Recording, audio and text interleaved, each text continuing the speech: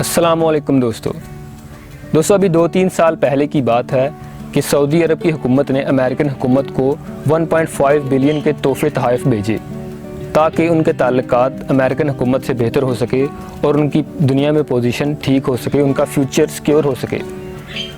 लेकिन तोहफ़ देने के जस्ट एक हफ़्ते बाद ही अमेरिकन प्रेसिडेंट ने ये बयान दिया कि अगर हम सऊदी अरब से अपना हाथ निकाल लें तो वो सिर्फ़ और सिर्फ एक हफ़्ते में ही दुनिया के नक्शे से ख़त्म हो जाएगा।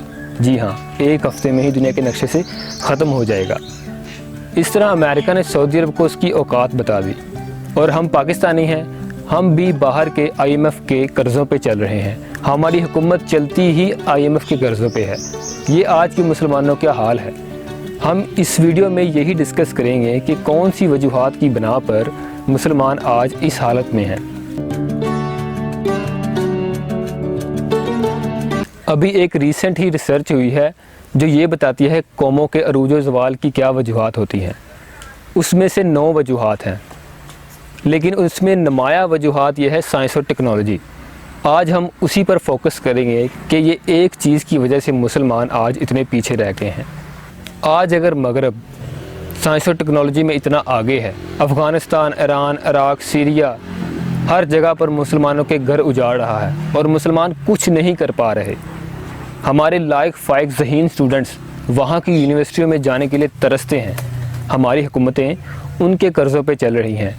तो इसकी ये वजह नहीं है कि वो तादाद में ज़्यादा हैं या उनका रंग गोरा है या उनका कद लंबा है या ये है या वो है, नहीं, बल्कि इसकी सबसे बड़ी वजह है साइंस और टेक्नोलॉजी, जो कि तारीख़ का सबक है कि जो कौम साइंस और टेक्नोलॉजी में आगे होगी वही दुनिया पर राज करेगी।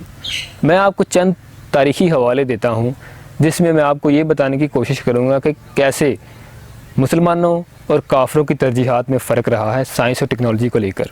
1450 में जर्मनी में प्रिंटिंग प्रेस ईजाद हुई। वो प्रिंटिंग प्रेस जंगल की आग की तरह पूरी दुनिया में फैल गई। लेकिन जब सल्तनत उस्मानिया की हदूद में आई तो सुल्तान के सामने वो टेक्नोलॉजी पेश की गई कि सुल्तान इसे अपने इलाकों पर राइज करें। यह टेक्नोलॉजी इल्म के हसूल के लिए काफ़ी कारआमद साबित होगी। सुल्तान ने अपने पास बैठे एक मुफ्ती से रब्ता किया कि इस टेक्नोलॉजी का क्या किया जाए, क्या इसकी इस्लाम में इजाज़त है या नहीं। तो जो मुफ्ती था वो उस वक़्त का शेख इस्लाम था। उसने कहा कि इस चीज़ की इस्लाम में बिल्कुल भी इजाज़त नहीं है, ये प्रिंटिंग प्रेस हराम है। इससे क्या हुआ, इससे सुल्तान ने इस टेक्नोलॉजी को बैन कर दिया और इस तरह मुसलमान टेक्नोलॉजी में इतने पीछे चले गए, 250 साल पीछे चले गए। और उधर दूसरी तरफ यूरोप में पूरी ज़ोरों शोर से तालीम की इशाअत होने लगी, इल्म फैलने लगा इस टेक्नोलॉजी की वजह से। और इधर दूसरी साइड पे मुसलमानों के पास ये टेक्नोलॉजी नहीं थी, इस वजह से मुसलमान पूरी दुनिया में इल्म के मैदान में सबसे पीछे रह गए। इसके बाद बंदूक की ईजाद हुई। जब बंदूक को एक मुसलमान सुल्तान के सामने पेश किया गया कि इसे आप जंगों में एज ए वेपन यूज़ करें, तो उसने जस्ट ये कहकर बंदूक को रद्द कर दिया कि हमारे इस्लाम में तलवार का रिवाज है, हम तलवार से लड़ते हैं, ये टेक्नोलॉजी काफर ने ईजाद की है इसलिए हम इसे इस्तेमाल नहीं करेंगे। और इस तरह मुसलमान जंगी हथियारों की टेक्नोलॉजी में भी पीछे रह गए। और जब मुग़ल बादशाह अकबर फतेहपुर सीकरी जैसा आलीशान महल सिर्फ़ और सिर्फ अपनी चंद मंजूर नज़र बेगमात के लिए, उनको खुश करने के लिए तामीर कर रहा था, तो उधर दूसरी तरफ बरतानिया में ऑक्सफोर्ड यूनिवर्सिटी जैसी अजीम दरसगाह की तामीर शुरू हो रही थी, जहां हमारे जैसे लोग अब जाने के लिए तरसते हैं। दोस्तों यहां आप देखिए, इधर हमारे मुसलमान जो थे वो सिर्फ़ और सिर्फ अपनी बेगमात के लिए इतने पैसे ज़ाया कर रहे थे, और दूसरी तरफ जिनको हम काफर कहते हैं वो यूनिवर्सिटियां तामीर कर रहे थे। और आज हालात देख लें, वो हमसे इतने आगे निकल गए हैं और हम मुसलमान इतने पसमानदा हो गए हैं। और शाहजहाँ जब 22,000 मज़दूरों के साथ और 23 साल की तवील मेहनत और इतने सारे पैसे ज़ाया करके सिर्फ़ और सिर्फ अपनी बेगम के लिए मकबरे के तौर पर ताज महल तामीर कर रहा था, तो उसी वक़्त अमेरिका में हार्वर्ड यूनिवर्सिटी जैसी अजीम दरसगाह की तामीर हो रही थी। और आज उस चीज़ के नताइज आपके सामने हैं। अमेरिका कहाँ का कहाँ चला गया और हम मुसलमान दुनिया की पसमानदा तरीन कौम बन गए हैं अपनी इन्हीं वजूहात की बिना पर। दोस्तों ये थी तारीख़ की वो चंद वजूहात जिनकी बिना पर मुसलमान आज दुनिया भर में ज़लील तरीन कौम समझी जाती है। اس کے علاوہ جب کیمرہ ایجاد ہوا تو علماء نے اسے حرام قرار دے دیا، اور آپ آج دیکھیے کہ اسلام کی ساری تبلیغ ہی اس کیمرے کی وجہ سے ہو رہی ہے۔ اس کے بعد جب لاؤڈ سپیکر ایجاد ہوا تو علماء نے اسے کہا یہ حرام ہے، انہوں نے فتویٰ دے دیا کہ اس میں سے شیطان بولتا ہے، اور آج یہی لوگ جنہوں نے فتویٰ دیا تھا وہی لوگ اس لاؤڈ سپیکر کو سب سے زیادہ استعمال کرتے ہیں، آپ بخوبی جانتے ہوں گے۔ ایک وقت تھا جب مسلمان بھی ایجادات کیا کرتے تھے، ہاسپٹل، ایروپلین ڈیزائن، الجبرا، surgery, coffee, magnifying glass, clock, modern army اور ٹوتھ برش یعنی کہ مسواک، یہ سب کی سب چیزیں مسلمانوں نے ہی ایجاد کی تھی۔ اس کے علاوہ بھی بہت سی ایسی چیزیں ہیں جو مسلمانوں نے ایجاد کی تھی۔ یہ اس لیے ایجاد کی تھی کہ تب اس وقت جعلی علماء نہیں تھے۔ دوستو یہاں میں جعلی علماء کی بات کر رہا ہوں، اصل علماء کی نہیں۔ جعلی علماء نے آ کر اسلام کو ہائی جیک کر لیا اور خود ہی اپنے مفروضوں سے اسلام اور سائنس کو ایک دوسرے کا دشمن قرار دے دیا۔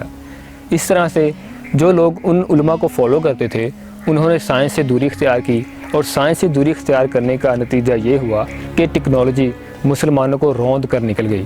مسلمان آج ٹیکنالوجی میں اتنے پیچھے رہ گئے ہیں، گوگل، فیس بک، یوٹیوب، ایوری تھنگ، یہ ساری کی ساری چیزیں کافروں نے ایجاد کی ہیں۔ مسلمانوں کا اس موجودہ دور میں کنٹریبیوشن زیرو ہے۔ وائپر سے لے کر کیمرے تک، کیمرے سے لے کر جہاز تک، ہر چیز آج کافر بناتے ہیں۔ مسلمان ان کی ساری ایجادات کے متولی ہیں، خود مسلمانوں نے کوئی کنٹریبیوٹ نہیں کیا۔ یہ اسی وجہ سے ہوا کہ ہم نے سائنس اور اسلام کو علیحدہ علیحدہ کر لیا، حالانکہ ایسی بات بالکل نہیں ہے۔ سائنس اور اسلام دونوں ایک ہی سکے کے دو پہلو ہیں۔ تاریخ گواہ ہے کہ قوموں کے عروج و زوال میں سائنس اور ٹیکنالوجی ایک اہم وجہ ہوتی ہے۔ پیدل لڑنے والوں کو پہلی دفعہ ان لوگوں نے ہرایا تھا جنہوں نے گھوڑے کو ایز اے جنگی ویپن یوز کیا، پھر ان گھوڑے والوں کو ان لوگوں نے ہرایا تھا جنہوں نے تلوار کو ایز اے جنگی ویپن یوز کیا، پھر ان تلوار والوں کو انہوں نے ہرایا جنہوں نے بندوق کا استعمال کیا، اور ایسے ہی آگے سلسلہ بڑھتا گیا۔ جب بابر ہندوستان میں آیا تو وہ اس وجہ سے نہیں جیتا تھا کہ وہ ابراہیم لودھی سے زیادہ بہادر تھا۔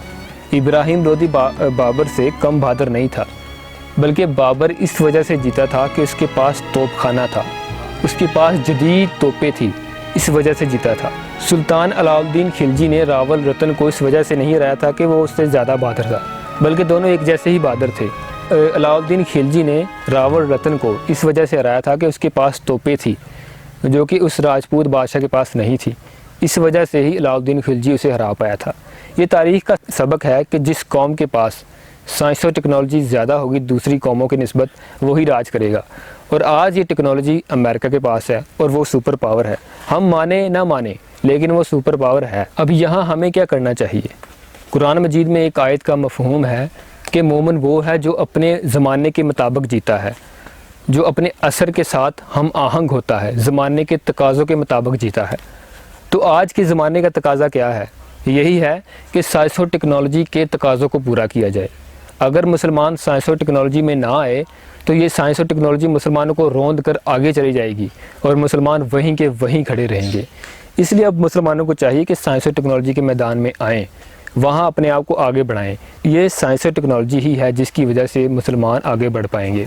قرآن پاک میں 700 سے زائد آیات ایسی ہیں جن کا مفہوم یہ ہے کہ کائنات کو ایکسپلور کیا جائے، تفکر و تدبر کیا جائے، سوچ بچار کی جائے، اور اگر ہم ان آیات پر غور کریں اور سائنس اور ٹیکنالوجی میں آگے بڑھیں تو تب ہی ہم مسلمان اپنا کھویا ہوا مقام حاصل کر سکتے ہیں۔ اس کے علاوہ ہمارے پاس کوئی راستہ نہیں۔